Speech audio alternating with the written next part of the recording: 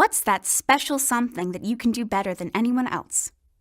Mibs Beaumont's 13th birthday will not be like any other birthday, for 13 is when a Beaumont savvy strikes.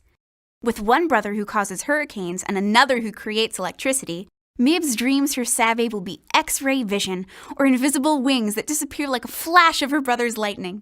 But when her beloved Papa is in a terrible accident, all her dreams of a powerful savvy disappear.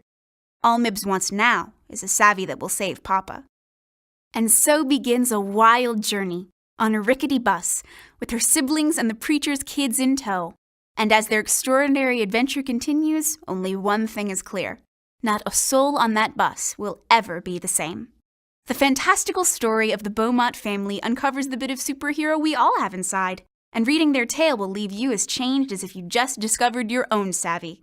And who's to say you won't, once you've learned how to look?